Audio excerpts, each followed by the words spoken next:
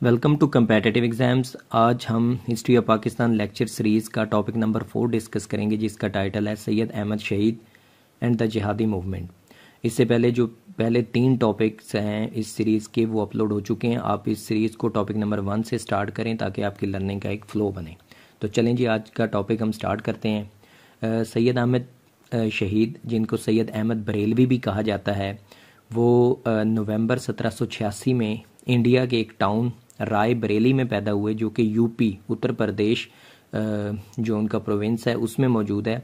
अब वो उत्तर प्रदेश है, लेकिन एट दैट टाइम उनकी जो पैदाइश के वक्त उस सूबा, वो जो सूबा था जिसमें वो पैदा हुए थे, बेसिकली जो स्टेट थी वो थी अवध।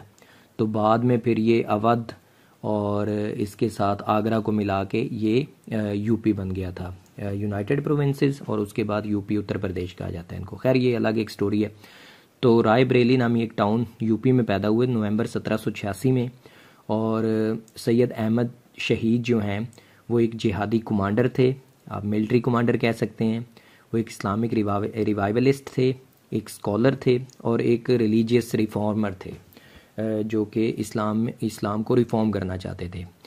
तो सैयद अहमद शहीद जो हैं, इनकी जो जर्नी है इसको हम 2 पार्ट्स में डिस्कस करके 2 पार्ट्स में डिवाइड करके डिस्कस करेंगे। तो सबसे पहला जो इनका पार्ट है वो है रिलीजियस रिफॉर्मिस्ट। सैयद अहमद शहीद को हम एज अ रिलीजियस रिफॉर्मिस्ट देखते हैं, और उसके बाद हम सैयद अहमद शहीद को एज अ मिलिट्री कमांडर देखेंगे।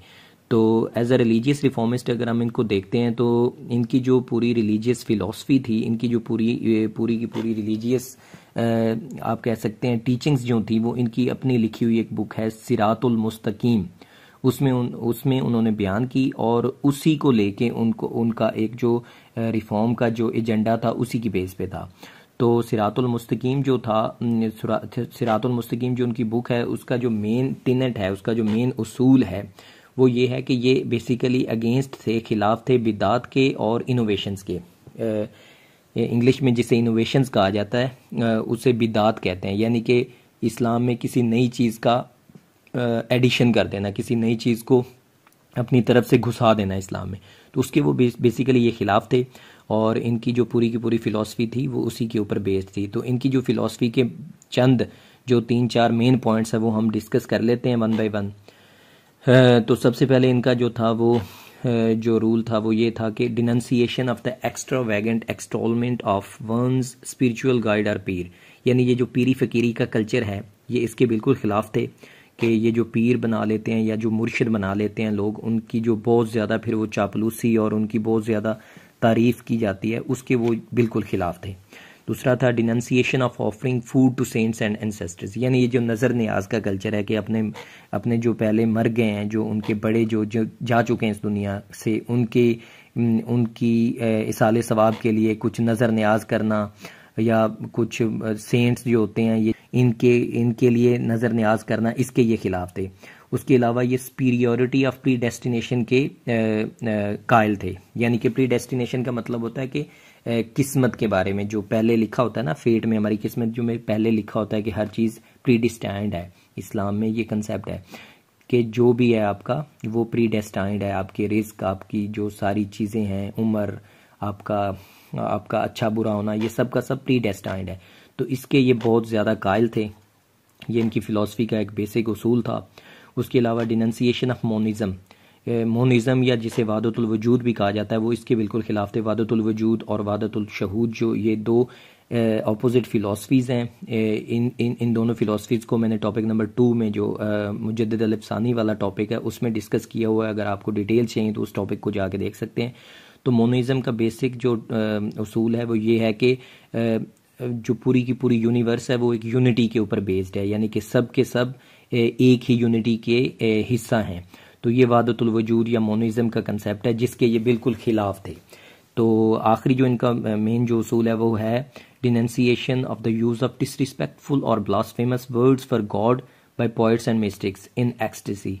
ये जो पोइट्स और मिस्टिक्स होते हैं, यानी कि ये जो सूफ़ी लोग होते हैं या जो शायर होते हैं, वो खुदा या अल्लाह के लिए जो डिसरिस्पेक्टफुल वर्ड यूज़ करते हैं, अपनी एक्सटेसी में, यानी कि वो जो उनका एक वजद होता है या वजदान होता है, उसमें आके वो अल्लाह के लिए या गॉड के लिए डिसरिस्पेक्टफुल जो टोन यूज़ करते हैं उसके ये बिल्कुल ख़िलाफ़ थे। तो ये इनका एक रिलीजियस पूरे का पूरा आप कह सकते हैं एक फ़िलासफ़ी थी इनकी बेसिक, जिसके ऊपर ये कार फरमा थे, जिसके ऊपर ये काम कर रहे थे और इसी को वो फैलाना चाहते थे। तो ये अभी तक हमने डिस्कस कर लिया इनका रिलीजियस जो इनका फ़िलासफ़ी थी। अब हम डिस्कस करते हैं इनको एज आ मिलिट्री कमांडर। तो सैयद अहमद बरेलवी जो थे वो एक बड़े ज़बरदस्त मिलिट्री कमांडर थे। बेसिकली ये एक जिहादी कमांडर थे और इनकी जर्नी का जो आगाज़ होता है वो ये होता है कि ये 1822 में ये हज के लिए जाते हैं और 2 साल के बाद मक्का से फिर ये वापस आते हैं अप्रैल 1824 में वापस। तो इनकी ये जो जर्नी है जाते वक्त भी और आते वक्त वापसी पे भी, ये दोनों वक्त जो थे पटना बिहार का एक इलाका है, वहाँ पे उन्होंने स्टे किया था और वहाँ पे अपनी एक आप यूँ कह सकते हैं कि एक ऑर्गेनाइजेशन बनाई थी, एक जिहाद की मूवमेंट वहाँ से इन्होंने स्टार्ट की थी और इसीलिए जो पटना है वो इनका एक ऑर्गेनाइजेशनल बेस आप कह सकते हैं। सैयद अहमद शहीद साहब की वो जिहाद की मूवमेंट की बेस थी। तो पटना से इनकी ये एक ऑर्गेनाइजेशनल बेस बनी और वहाँ पे इन्होंने एक जिहादी मूवमेंट स्टार्ट की, जिसका मेन जो उसूल था बेसिक जो जिसके लिए ये बनाई गई थी वो तो उनकी बेसिक जो फ़िलासफ़ी थी, रिलीजियस फ़िलासफ़ी थी, उसको लेके चलना था और साथ में जिहाद जो था उसको लेके चलना था कि जहाँ पूरे के पूरे सब कॉन्टिनेंट में ये जिहाद करना चाह रहे थे, कुफ़ार का जो गलबा था उसको हटा के मुसलमानों की हुकूमत को ये लाना चाह रहे थे। तो यही होता है जिहाद का जो बेसिक उसूल होता है वो यही होता है कि कुफ़ार का जो गलबा है उसको हटाया जाए और मुसलमानों की हुकूमत को कायम किया जाए, यानी खिलाफत को या इमारत को कायम किया जाए। तो ये इनका बेसिक उसूल था और इन्होंने जो स्टार्ट लिया वो इन्होंने लिया सिख जो एम्पायर बन चुकी हुई थी उस टाइम रंजीत सिंह के अंडर, जो कि पंजाब में बेस्ड थी और उनकी जो आप कह सकते हैं कि रेंज जो थी वो फ्रंटियर जो प्रोविंस था जिसको खैबर पख्तूनख्वा भी कहा जाता है आजकल, उस टाइम वो फ्रंटियर प्रोविंस था, वहाँ तक भी उनकी हुकूमत थी। तो फ्रंटियर प्रोविंस और पंजाब यहाँ पे सिख एम्पायर के ख़िलाफ़ इन्होंने कैंपेन अपनी स्टार्ट की और उस कैंपेन के लिए इन्होंने अपने सफ़र का आगाज़ किया टॉनक से और वहाँ से इन्होंने अपने कुछ मुजाहिदीन को ऑर्गेनाइज़ किया और वहाँ से ये निकले पेशावर के लिए और 1826 में ये पेशावर में पहुँच गए। ये इन्होंने एक बड़ा कठिन रास्ता यहाँ से लिया, यानी कि ये डायरेक्ट रूट से नहीं गए बल्कि सिंध और राजपूताना के जो डेजर्ट्स थे, जो रेगिस्तान था, वहाँ से कठिन इलाके से होते हुए ये पेशावर में पहुँच गए थे 1826 में। तो अब जब ये पेशावर पहुँच जाते हैं तो वहाँ पे इनका सामना सिर्फ सिख एम्पायर से या सिखों से नहीं था, बल्कि वहाँ पे इनको मुस्लिम जो चिफ्तान्स थे, यानी कि मुस्लिम जो वहाँ पे चीफ्स थे कबीलों के, उनसे भी इनको रेजिस्टेंस मिली। उनसे रेजिस्टेंस मिलने की वजह ये थी कि ये जो इनकी फ़िलासफ़ी थी, रिलीजियस फ़िलासफ़ी, जिसको बाज़-औक़ात वहाबी फ़िलासफ़ी भी कहा जाता है, वहाबी रिलीजियस फ़िलासफ़ी भी कहा जाता है, वो बेसिकली उसके ख़िलाफ़ थे कि ये बहुत ज़्यादा ही यानी कि एक्सेसिव है, ये इतनी ज़्यादा सख्त है कि इसको फॉलो नहीं किया जा सकता। तो कुछ जो मुस्लिम चीफ्स थे वो इस वजह से इनके ख़िलाफ़ थे और बाकी ज़ाहिरी बात है कि उनकी अपनी भी यानी कि जो अथॉरिटी थी वो भी उनको लग रहा था कि ख़तरे में है, इसलिए भी। तो इस तरह के मिक्स जो मोटिव्स थे मुस्लिम चीफ्स के इनके ख़िलाफ़ होने के, तो मुस्लिम चीफ्स इन वजह से इनके ख़िलाफ़ थे और सिख्स तो ऑब्वियसली फिर ख़िलाफ़ होने थे क्योंकि ये सिख एम्पायर के ख़िलाफ़ ही लड़ने गए थे, जिहाद करने गए थे। तो 2 तरह के रेजिस्टेंस इनको वहाँ पे फेस करना पड़ रही थी।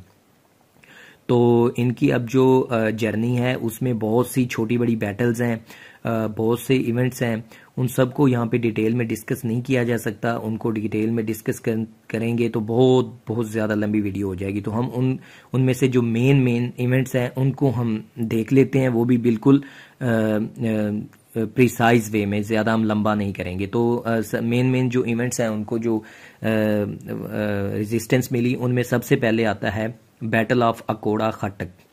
अब ये बैटल ऑफ अकोड़ा खटक जो थी ये 20 दिसंबर 1826 में हुई। इसमें मुजाहिदीन का मुकाबला हुआ था सिखों से और इसमें मुजाहिदीन जो थे वो विन कर गए थे। अब यहाँ पे मैं आपको बता दूं कि मुजाहिदीन जो हैं वो हमेशा सैयद अहमद बरेलवी की कमांड में लड़ते रहे हैं, और जो सिख्स जो थे वो यहाँ पे रंजीत सिंह जो थे, रंजीत सिंह की तरफ से जो भी उनके सिख लीडर होते थे, मतलब उनके जो मेन यहाँ पे थे वो थे बुद्ध सिंह थे और हरी सिंह थे एक। तो हरी सिंह और बुद्ध सिंह की कमांड्स में ये बैटल्स होती रही हैं, लेकिन मुजाहिदीन की तरफ जो लीड कर रहे थे वो सैयद अहमद बरेलवी ही थे। तो पहली जो बैटल ऑफ अकोड़ा खटक हुई थी उसमें मुजाहिदीन जीत गए थे। यहाँ पे तकरीबन 500 सिख जो थे वो मार दिए गए थे और मुसलमानों को एक फतह मिली थी इसमें। तो उसके बाद फिर सैयद अहमद बरेलवी ने खुद को मुकामी चीफ्स के साथ कुछ छोटी मोटी उनकी बैटल्स हुई, तो उसके बाद उन्होंने खुद को वहाँ पे इस्टेब्लिश कर लिया, और इस्टेब्लिश करते ही उन्होंने अपनी जो अमारत थी उसको डिक्लेयर कर दिया। अब यहाँ पे मैं आपको थोड़ा सा बता दूं कि अमारत का कंसेप्ट बेसिकली क्या है। इमारत या उसको हम खिलाफत भी कह सकते हैं। तो इस्लाम में कंसेप्ट है कि इमारत या खिलाफत कायम करनी होती है। बेसिकली जिहाद का जो बेसिक जो उसूल है उसमें ये आता है। तो उन्होंने वहाँ पे कुछ छोटी बहुत बैटल्स जीतने के बाद वहाँ पे अपनी इमारत कायम की, और इमारत में जो सैयद अहमद जो थे वो इलेक्ट हो गए थे अमीर। इमारत जो होती है उसके अमीर होते हैं, जैसे खिलाफत का खलीफा होता है ऐसे इमारत का अमीर होता है। तो सैयद अहमद को जो वहाँ के मुकामी चीफ्स थे और जो भी वहाँ के मुकामी चीफ्स थे और जो मुजाहिदीन के लीडर्स थे, इन सब ने मिलके सैयद अहमद के हाथ पे बैत कर ली और उनको अपनी इमारत का अमीर मुकर्रर कर दिया। 11 जनवरी 1827 को ये इवेंट होता है। और उसके बाद जो मेन इवेंट्स आते हैं उसमें बैटल ऑफ शेडू है। ये बहुत इंपॉर्टेंट बैटल है। बैटल ऑफ सैदू भी इसे कहते हैं, बैटल ऑफ शेडू भी कहते हैं। तो ये जो है ये मार्च 1827 में हुई थी यानी उनकी इमारत डिक्लेयर होने के तकरीबन आप कह लें कि 2 माह के बाद। तो ये बड़ी सख्त बैटल हुई थी और इसमें जो सिख्स थे वो जीत गए थे। हरी सिंह जो नलवा थे और बुद्ध सिंह जो थे उनकी कमांड में सिख जो आर्मी थी उनका यहाँ पे मुकाबला हुआ था मुजाहिदीन से। यहाँ पे मुजाहिदीन हार गए थे, और हारने इस जंग की भी डिटेल्स में हम नहीं जाएंगे, लेकिन हारने की बहुत सी वजूहात में एक ये वजह थी कि कुछ मुस्लिम जो चीफ्स थे जो साथ दे रहे थे मुजाहिदीन का, उन्होंने यहाँ पे डिजर्ट किया था आर्मी को, यानी कि गद्दारी की थी और बुद्ध सिंह के साथ साजबाज करके वो निकल गए थे। तो इस वजह से यहाँ पे मुजाहिदीन को बहुत ज़्यादा नुकसान हुआ था और तकरीबन 6000 मुजाहिदीन इस बैटल में शहीद हुए थे। तो ये मार्का सिखों के हक में रहा। उसके बाद एक मेन इवेंट जो हुआ था वो बैटल ऑफ मायार है। बैटल ऑफ मायर जो है ये 1830 में हुई थी, और ये इसलिए इम्पोर्टेंट है या इसको डिस्कस करना इसलिए इम्पोर्टेंट है कि इसमें मुजाहिदीन का मुकाबला सिखों से नहीं बल्कि मुस्लिम चीफ्तैन से हुआ था। बारकजई कबीले के जो चीफ्स थे उनके साथ हुआ था। तो मुजाहिदीन और बारकजई जो थे वो आमने सामने हुए और इसमें मुजाहिदीन जो थे वो जीत गए थे। और इस बैटल में जीतने की वजह से जो पिशावर की जो बेस थी वो सिक्योर कर ली थी सैयद अहमद बरेलवी ने, यानी वहाँ पे वो फुली सिक्योर उन्होंने उस पर अपना कंट्रोल हासिल कर लिया था। इस बैटल के बाद जो मेन इवेंट था वो है बैटल ऑफ फुलेरिया। बैटल ऑफ फुलेरिया भी एक इम्पॉर्टेंट इवेंट है। इसमें भी 6 जीते थे, लेकिन इसमें इम्पोर्टेंट एक बात जो डिस्कस करने की वो ये है कि रंजीत सिंह ने ये बैटल जीतने के बावजूद यहाँ पे सैयद अहमद बरेलवी को एक ऑफ़र दी थी। ऑफ़र ये थी कि यहाँ पे उनको सिंध की एक तरफ कुछ इलाका कुछ टेरिटरी ऑफ़र की गई, और दूसरी तरफ जो टेरिटरी थी वहाँ का जो टैक्स है आप कह सकते हैं, जो रेवेन्यू है वो देने की ऑफर की गई थी। तो ये जो ऑफर थी ये सैयद अहमद बरेलवी ने ठुकरा दी थी, ये कहते हुए कि हमारा मेन मोटो जो है वो ये नहीं है कि हम टेरिटरीज या इस तरह का कुछ लें, हम रिलीजियस वॉर लड़ रहे हैं, होली वॉर लड़ रहे हैं, यानी कि जिहाद कर रहे हैं। तो इसलिए ये जो ऑफर थी ये ठुकरा दी गई थी। तो इस ऑफर को ठुकराना और इस बैटल को लेके एक अलग से डिबेट्स होती हैं कि ये डिसीजन ठीक था सैयद अहमद बरेलवी का कि या नहीं, तो वो अलग डिबेट्स हैं, उसको भी हम यहाँ पे डिस्कस नहीं करेंगे। तो बैटल ऑफ फुलेरिया इसलिए ये इंपॉर्टेंट थी। और यहाँ पे अब हम जा रहे हैं लास्ट इवेंट जो हुआ था वो था बैटल ऑफ बालाकोट। ये लास्ट इंपॉर्टेंट इवेंट था, 8 मई 1831 को हुआ था। इसमें 6 जीते थे, लेकिन इस बैटल का अहमियत इसलिए है कि ये आखिरी बैटल थी जो सैयद अहमद बरेलवी और शाह इस्माइल। यहाँ पे मैं आपको एक और बात बताता चलूँ कि शाह इस्माइल जो थे वो शाह वलीउल्लाह के पोते थे, ग्रैंडसन थे उनके। तो ये भी शाह इस्माइल भी जो थे वो सैयद अहमद बरेलवी के बिल्कुल शाना बशाना चल रहे थे, लेकिन जैसे आप कह सकते हैं कि उनकी ये इस मूवमेंट का एक बहुत बड़ा हिस्सा थे। तो इस बैटल ऑफ बालाकोट में सैयद अहमद बरेलवी भी शहीद हो गए थे और शाह इस्माइल भी शहीद हो गए थे। और यहाँ पे इस बैटल की भी हम डिटेल को डिस्कस नहीं करेंगे, लेकिन यहाँ पे थोड़ा सा मैं आपको बता दूं कि इस बैटल में सिर्फ मुजाहिदीन इसलिए हार गए थे कि इसमें स्ट्रेटजी का थोड़ा सा डिफरेंस लगा था कि स्ट्रेटजी बनाई गई थी मुजाहिदीन की तरफ से कि सिखों को हम ऊपर आने देंगे पहाड़ियों के और फिर फुट हिल्स से हम इन पे वो करेंगे वार। तो वो मुमकिन नहीं हो पाया और इनका जो आपस में कम्युनिकेशंस थी वो टूट गई और इस तरह ये जो मुजाहिदीन थे ये छोटी छोटी टोलियों में ना बिखर गए। तो इस तरह से फिर जो सिख्स थे उनका इन पे जो वो कंट्रोल था वो बढ़ गया और इनकी कम्युनिकेशन टूटने की वजह से, वो छोटी छोटी टोलियों में बढ़ जाने की वजह से ये फिर बहुत ज़्यादा इनका नुकसान हो गया और ये कट के गिरने लगे थे। बहुत ज़्यादा शहीद हुए थे लोग इसमें। तो इसमें से मेन इवेंट ये इसलिए है कि इसमें सैयद अहमद बरेलवी और शाह इस्माइल जो थे, शाह वलीउल्लाह के पोते, वो दोनों शहीद हो गए थे। यहाँ पे ये इनकी जो आप कह सकते हैं कि मिलिट्री कमांड की जो जर्नी थी वो ख़त्म होगी। लेकिन यहाँ पे हम थोड़ा सा इनकी लेगेसी को डिस्कस करेंगे कि सैयद अहमद की लेगेसी क्या थी। इनकी वजह से मुसलमानों में एक जो जिहाद का जज्बा है, जो ऑर्गेनाइजेशन है, वो उभर कर सामने आई। और जैसे मैंने आपको पहले बताया कि पटना जो है बिहार का इलाका, ये फिर गढ़ बन गया जिहादी एक्टिविटीज़ का। और ये जो बालाकोट में से कुछ जो मुजाहिदीन बच गए थे वो फिर वहाँ पे जाके सेटल्ड हो गए थे उन इलाकों में जहाँ से ये बेसिकली आए थे। तो वहाँ पे फिर एक जिहाद का जो कल्चर था वो रूट पकड़ गया था। तो इसके अलावा जो है सैयद अहमद बरेलवी जो हैं उन्होंने इमारत और खिलाफत का जो कंसेप्ट इंट्रोड्यूस करवाया था, उसकी भी अपनी एक इम्पोर्टेंस थी।